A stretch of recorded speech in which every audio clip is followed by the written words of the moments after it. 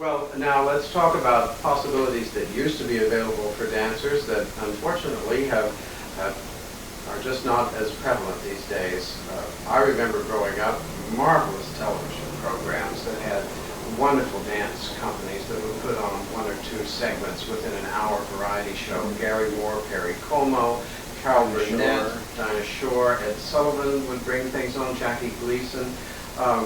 There was terrific opportunities for choreographers and dancers as well. And then in the films, the musical films, and certainly what more than the Red Shoes to ballet. I don't know how you feel about that film exactly. Well, but the thing I mean to say is that these days, what's happened? What is our society up well, to? I tell you something. If I were in the power to be, I would bring back Turning Point, the movie, the most recent dance film, with Leslie Brown and Baryshnikov and Alexander Danilov playing the part. I was teaching at the New York School of Ballet at the time, and after that movie came out, our enrollment almost tripled. People suddenly becoming interested in dance. When you're talking about the Red Shoes, you're going back to 1948, 49. And so that had sort of waned away, and the revival on Broadway was just hideous. Right. And very unsuccessful. well, I think anytime you take a movie and try to make a Broadway show, it's very seldom successful. Doing it the other way around is not the same. But you were talking about jobs in the movies. You know, when you had Gene Kelly and Fred Astaire, there were always people dancing behind him. And Fred Astaire was such a wonderful person because he would say, everybody who is behind me is a better dancer than I am. But he had this wonderful style that they did not have. I don't know if Gene Kelly felt that way or not, but there was an article recently about Donald O'Connor, who danced with Gene Kelly a lot. And Donald said when he first met Gene Kelly, the first thing he said, do you turn to the right or to the left? Because he says, I don't turn to the right. And Donald said, oh, thank God, because I'm a left turner also. So that's the reason why they could dance so well together, because they were left oriented. And these things that allowed dancers to come on. The real, sort of the last of the musicals was Brigadoon, which was not a very good musical, I must tell you. And after that, there were very little things that went on. But the choreography of Seven Brothers of Seven Brides, or vice versa, is brilliant. It's brilliant. That was Agnes DeMille? No, it was Michael Land. Michael Kidd. I'm sorry. Michael Kidd did Seven Brides. Agnes DeMille did Oklahoma. Actually, there's a ballet. I mean, a real ballet in that. And it is brilliant. It is beautifully danced by Jimmy Mitchell and Bambi Wen. And then I recently rented the film Carousel, and there's another ballet in there with Jacques D'Amboise and Susan Lucky dancing. And again, it's a ballet. It's a ballet that helps take the story from here to there. Yes, and it's a explains. segment of 10-12 minutes sometimes. Now you go in, and the idea of a choreographer is to, you do a solo, and you get 12 people doing the same solo, and they dance in unison. But the Rockettes have been doing that for years and do it better than anybody else. So I don't understand how anybody can win a Tony Award for doing a group dance and everybody's dancing the same thing, because that's not correct. It has no composition, it has no nothing. I get very upset about that. But talking about what you said, I remember I had already stopped dancing by the time the television shows began to produce all these things. But like you, I enjoyed them. There was Kevin Carlisle choreographing and Peter Gennaro and all those people. There were jobs for almost everybody. Almost everybody that had any kind of technique involved, there were jobs for it. And there was wonderful things. When I was dancing, there was almost 2 or 3 auditions a week. Now there's maybe 2 or 3 auditions a month. And then they're for someplace out in Timbuktu, out in the hinterlands, which I find extremely sad. So what does this tell the dancer? why should I kill myself? I'm not going to work. Now, if you want to get into the New York City Ballet, you have to go through the school. And if you're not accepted into the school at 10 or 11 years old, you aren't going to get there.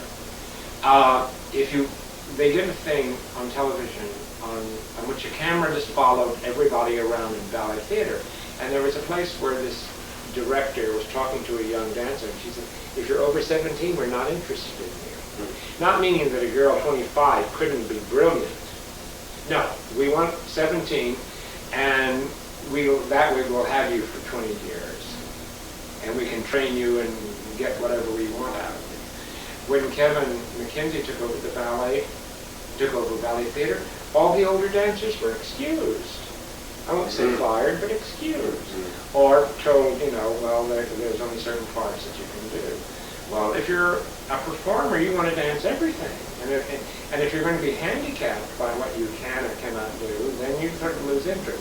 So what I find as a teacher, people are not working as hard because they don't have to work hard to be in the background of an MTV rock and roll thing. You don't have to have talent.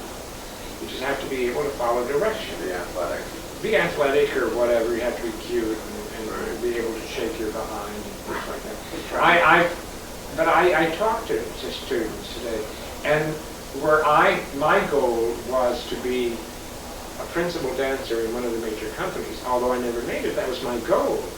Today I talked to them, they want to be on MTV, or they're going to be on a video. It's incredible. I think one of the funniest things, speaking of being incredible, one of the dancers in one of Michael Jackson's videos is now a star on television, Undercover New York, Michael DiLorenzo. He was an incredible dancer. But when they started promoting Undercover New York, they did not want anyone to know he was a dancer, because somehow or another it would affect his image. I think he now admits it, but a student of mine was going to be in the show, and Michael was a student of mine. And I said, go up to him and just introduce yourself and tell him that I said hello. And so Michael was saying, I've got to get back to class. I really miss it. And then one of the other actors said, ballroom, you taking ballroom classes? Because God forbid he would have taken ballet classes. So there's that carryover. And television doesn't help. There's a commercial out now on one painkiller in which the wife wants to take the husband to the ballet. Yes. And he says, bring on the Tylenol, Right. Well, what kind of an image is that? It presents a very negative image. I stopped watching Nanny because the young boy that she's supposed to was going to take ballet lessons, and she made so many derogatory remarks about the men in ballet that I turned it off and have not watched Nanny since, because this is not the kind of thing that we need. As artists, I should support the art, the music, and musicians should support ballet and actors. One of the biggest promoters of the ballet is Tony Randall. He is involved in all of it. Also a boy from Oklahoma. That's right, another Tulsa. I met him and we chatted, and he had limericks about things I couldn't begin to repeat. I know. You see, there are people out there who are willing to promote things, and I've heard actors and singers and performers say, dancers are the hardest working people in the business. And then they turn around and write derogatory things about them. So again, it's very hard to be a male dancer in a profession that requires that you have to be. So the job situation out there is big. I would think in the future, I would think dance right at this moment is about as low as it can get. We have no choreographers we have no Anthony Tudors, we have no Balanchines, we have no Agnes DeMille's, no Martha Graham's, none of them. So we're hitting down. But our dancers are better trained. They're mechanically better trained. They could almost be like robots. But unless you give them something to do, the artistic direction, then we're going to suffer. And if you hit the bottom, then there's only one way to go. Hopefully a new thing will will generate from the openings and the possibilities. And I really want to thank you, Dick, for all this conversation today. It's fascinating. You're such an interesting person to talk about your own performance career, your writing, your teaching, the command of history of dance that you have. And so I would just ask you, your final question today would be, amongst all of these things, what has been the thing that has been most satisfying for you and your lifelong involvement with dance? Well, strangely enough, it's rather recent.